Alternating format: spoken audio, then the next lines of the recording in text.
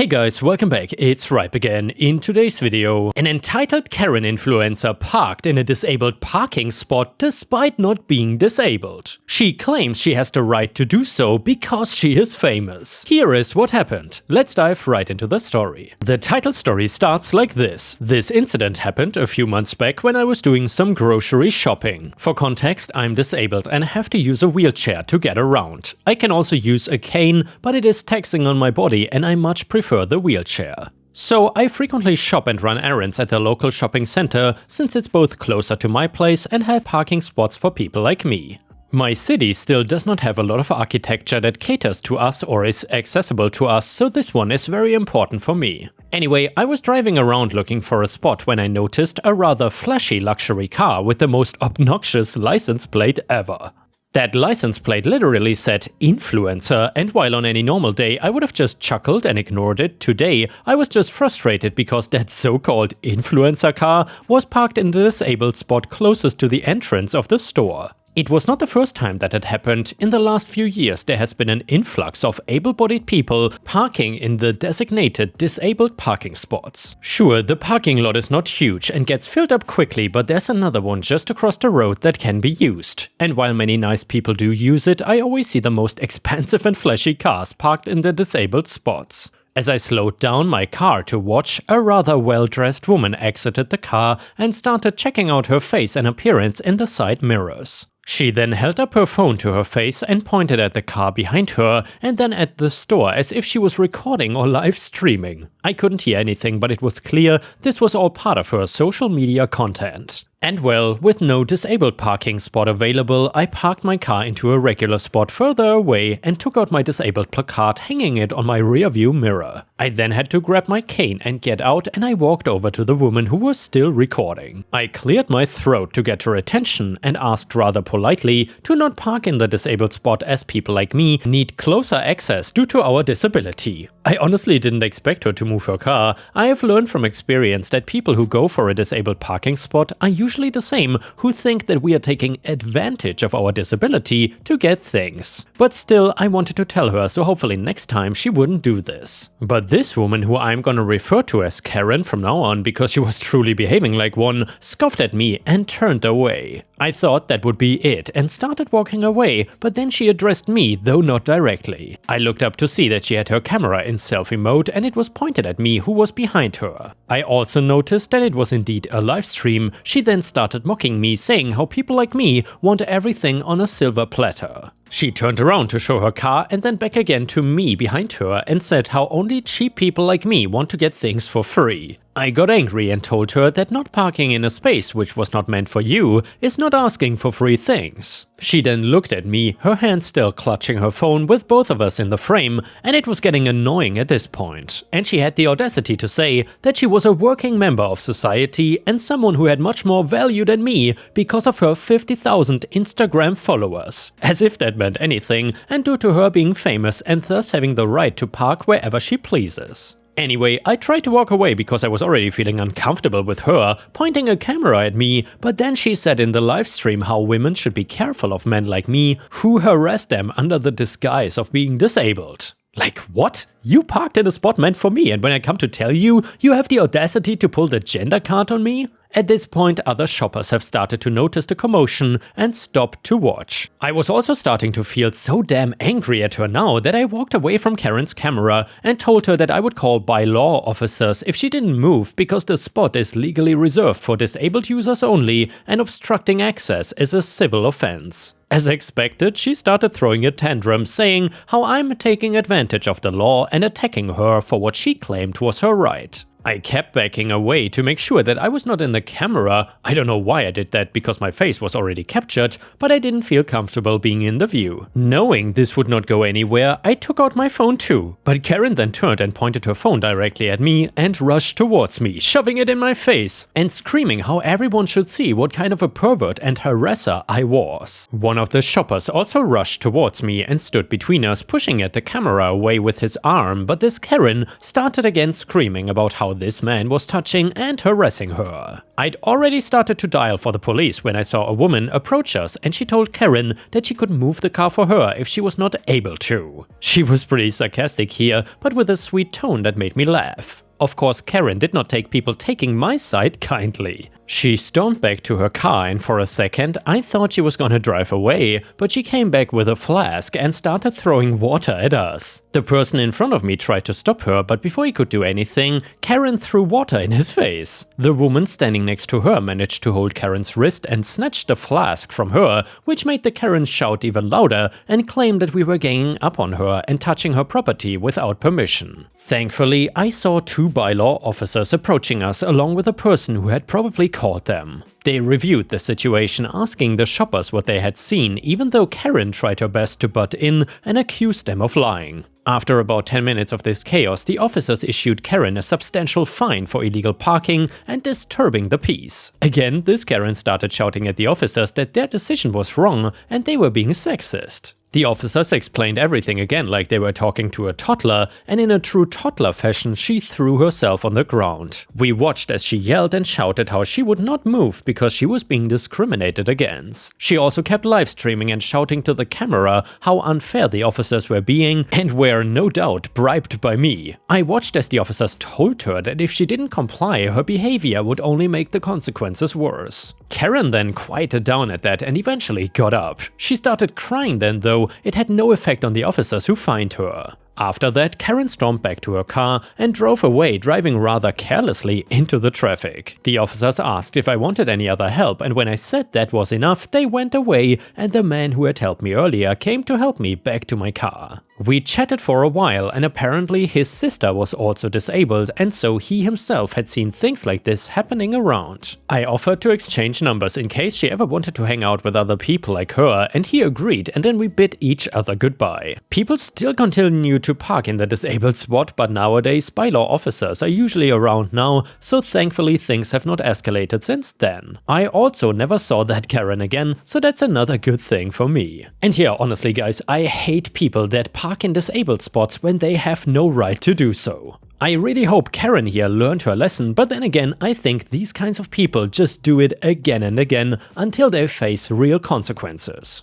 If you enjoyed this story so far, please don't forget to like the video and maybe even post some star emojis in the comments if you wish to support me. Thank you so much, and the next one is a family drama story. So my girlfriend Sammy and I have been together a bit over a year. She is absolutely wonderful, smart, attractive, driven, educated, kind and goofy. She's everything I ever wanted. And up until last week, I thought my family felt the same way. Last week I went to my parents' house for dinner. We get together as a family a few times a month. It's been a tradition with us for a few years now. Sammy usually joins us for these dinners but had work obligations this time. I told my family she would not be joining us that night. Halfway through dinner, I got up to go to the bathroom and Sammy texted me that she was outside. She got off work early and came over to hang out. She would have normally walked in, which is normal, but she needed help bringing in some gifts. Sammy is leaving tomorrow for a work trip and a personal vacation to see some friends, so she won't be back until Thanksgiving. My brother and sister, twins, have their birthday next week and my girlfriend had gifts for them. At this point, my family had no idea Sammy was there.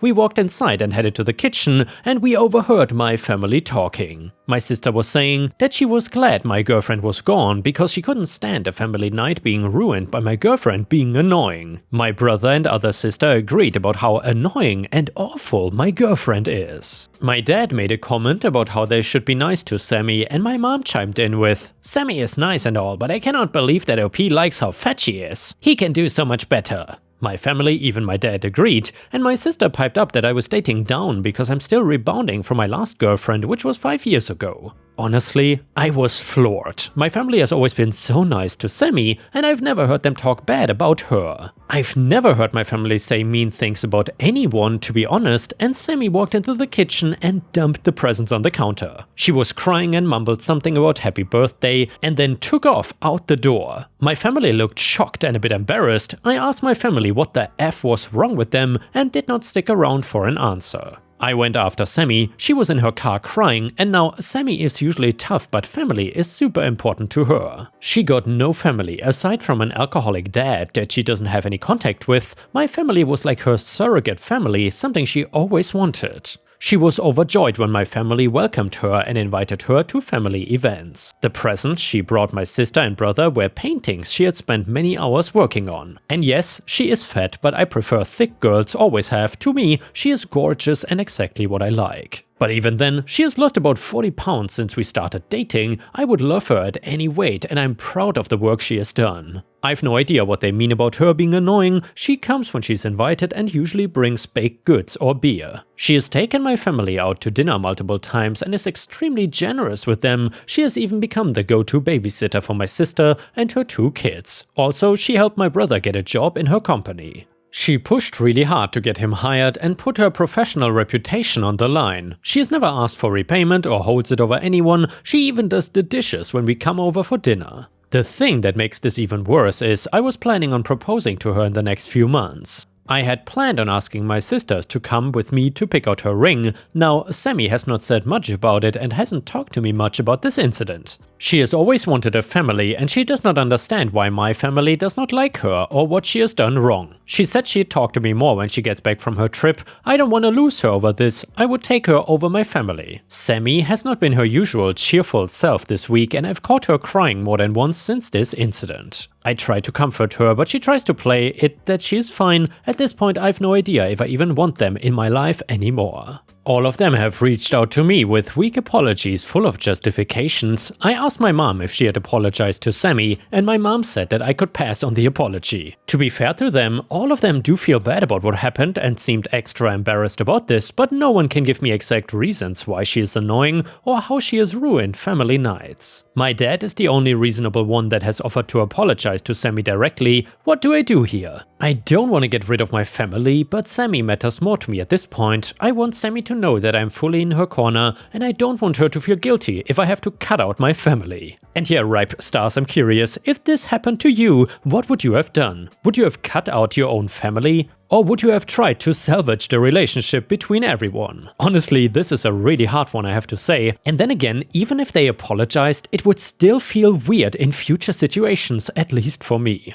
Anyway, update, I went to bed and woke up to tons of replies. Thanks all of you. I've decided to take Sammy on a vacation for Thanksgiving. I'm on the phone with a very helpful guy that's trying to find me a hotel room that is not booked for that weekend. So no matter what happens, I think this is going to be a tradition I built with her for the future, a relaxing weekend to ourselves while everyone else is running around buying knockoff iPads. Also, I talked to my dad briefly last night and he's pretty horrified by everything and has agreed to come over and apologize to Sammy and do it when Sammy feels up to hearing it. I've told Sammy all of this since it happened. She knows I'm choosing her over my family and that I would choose her over anyone. Update number 2. First off, Sammy and I had a wonderful Thanksgiving. We spent it out of town in a small skiing town. It was a great weekend and we spent a lot of time talking and discussing what to do about my family. Sammy was still pretty hurt over the matter, but was adamant that I shouldn't cut all ties with my family. I told her that all depended on my family though. My mom was in denial that I wouldn't be coming to Thanksgiving, and after my last post I let her know Sammy and I would not be attending. She brushed it off until the day before Thanksgiving when she called to make sure I was bringing pie.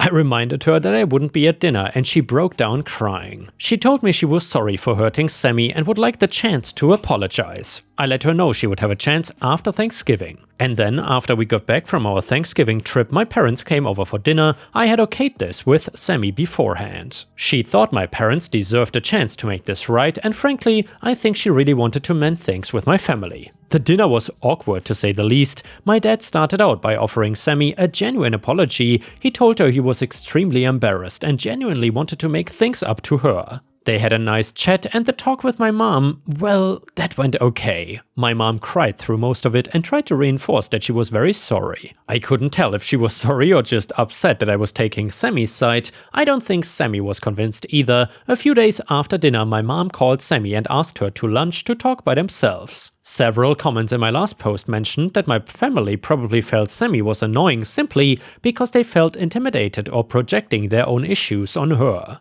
I think that it was spot on. Sammy went to lunch with my mom and they had a very long good talk about everything. She said my mom felt jealous that Sammy was so educated and had the chance to get an education. And Sammy admitted to being jealous that my mom has a big family. Sammy opened up to my mom about the situation with her own family and living on her own since she was a teenager. I think that hit my mom very hard because she has always been surrounded by a big loving family, and I think she was horrified by her own behavior towards Sammy, who wanted to be a part of this family. Overall, I think things are better between my parents and Sammy now. My younger sister reached out to Sammy after Thanksgiving. I don't think any of my siblings expected me to ditch family dinner, and I heard they were very upset that I went on vacation instead. My sister then apologized over the phone. I don't know if it was enough, but it was a good step. Sammy says she is feeling pretty neutral about my youngest sister. She said she feels like my sister is more sorry that she was caught, but Sammy appreciated the apology. My brother had to endure a very uncomfortable few weeks at work while Sammy was traveling. I think by Thanksgiving he was confident that Sammy was not gonna screw with his job. When Sammy got back to work after our vacation, he went to her office to apologize, but again, I think he apologized just to appease us, but he did it in person and didn't try to cop out. Like my sister, Sammy feels neutral about him. My other sister, my brother's twin, is the only holdout. She hasn't given Sammy an apology and seems pissed that she no longer has a built-in free babysitter. She has doubled down and said she has nothing to apologize for, and Sammy is the one causing trouble. This has caused a bit of a rift in my family. My parents would like Sammy and I to come to Christmas dinner, but I'm not interested in being around my sister right now, and I'm not gonna subject Sammy to that. My parents have even suggested that my sister should stay home to make us more comfortable in coming. And while I appreciate the sentiment, I would feel guilty about my sister being alone on Christmas because her kids will be with their dad. Sammy and I have plenty of offers from friends. My sister would probably not be able to find a place to go on short notice. Sammy has told my parents that she'd rather not create a bigger rift and we'll come over at another time. However, Sammy told me privately that while she has forgiven my family, she's not all comfortable hanging out with my family just yet. I'm perfectly okay with this. I feel like taking some time from my family will be a good thing. Sammy and I are still deciding where to go on Christmas, probably to my best friend's house. But now, the best part of the update, my best friend's wife went ring shopping with me. She let me go to all the chain stores and balked at the prices for the same ring in every store, but eventually she took me to a local jeweler and we discussed a custom ring. The jeweler completely understood what I wanted and I decided that she would be great at designing a ring. Then again though, she is pretty backed up with orders and said that she would be able to get to it in January. A few nights ago she texted me a picture of a stone she had found to see if it fit what I had in mind. Sammy saw the text and it led to an impromptu proposal. And she said yes. So now I have a fiancé. We have not really told anyone yet. I'll tell my family at some point, but for now, I'm enjoying sharing this time with her, so things are okay, better than I hoped since my last post. I'm still very sad about my sister because I miss her and the kids and I miss my family. But I feel good about my decisions. I feel like things will get better with my family, except my sister, in time. Sammy liked the idea of a destination wedding next summer, but we haven't even started any planning yet. Sammy told me after everything that's happened with my family, she feels confident that I have her back and that she finally has me as her true family. The next one is a revenge story. I work for a medical equipment company, specifically in the contracting department. We handle paperwork for million-dollar instruments globally, and I handle half of the US in my territory. It can be challenging, and if a customer fails to sign an agreement, it can cost them hundreds of thousands of dollars a day if something breaks. And if they fail to sign because of me, then that can come back to bite my company in the rear. Because we might have to pay for the repair ourselves. This hasn't ever happened yet, just a potential consequence. I'll knock on wood now. So I am fastidious about my work. Half an hour ago I got an email from one of my account managers, we will call him Hank. Subject line directly hostile, but it was marked important and listed a bigger account. Hank emailed me wanting to know why a contract hadn't gotten to the customer, basically asking, "Hey, this is way past due and it's your fault. Care to explain yourself?" He CC'd his boss and my supervisor so they could all see my big mistake. I dug and looked and he was right, the customer's contract expired 8 months ago. A little more digging and I found out he emailed me about this customer's equipment last September. So I reread the email chain. It was a conversation from half a year ago after all. Luckily for me, I keep all my emails filed perfectly, account by account, and even color-coded in each folder based on info and subject. It's tedious, this, but it can definitely come in handy if I ever need to look back for any reason. So then I sent him a response. Hey Hank, these are the 2 equipment pieces you asked about back then. The ones that were outside my scope. In the last email I had seen from you about that, attached, you had said that you were putting together a contract for that equipment, because my team does not handle these types of contracts, which I confirmed for you in the attached mail from XYZ date. If I've let something slip through the cracks here, don't hesitate to ask, always happy to help. I then attached the email where I had told him that I would not be handling this because it wasn't my job, and also attached the email where he acknowledged that I was correct and said he would handle this himself. I kept both of our supervisors CC'd, after all he had been the one who added them. I basically told him, yeah, you did ask about that and we determined it was in no way my job and definitely something you should handle. And you said you would handle that 6 months ago. Did you not handle it like you said you would? In front of our bosses. And now Hank's boss can start his day by reading about how Hank promised a customer a contract half a year ago and then never followed through. I suspect that Hank will be meeting with his boss in a few hours to discuss this. It's gonna be tough, a tough day for Hank. Anyone tries to throw me under the bus, I'm ready with a judo flip. I ain't going out like that. And yeah, Ripe Stars, props to OP for standing up against such a douchebag. However, I gotta admit, I would not want to be in such a work environment. It's like survival of the fittest or something. And with this, we have reached the end of the video. However, if you cannot get enough of my content, please check out my endless playlist, where you can find thousands of hours of content. In addition, please don't forget to subscribe to my channel to not miss any of my daily uploads. Thank you so much in advance, and I hope to see you again tomorrow.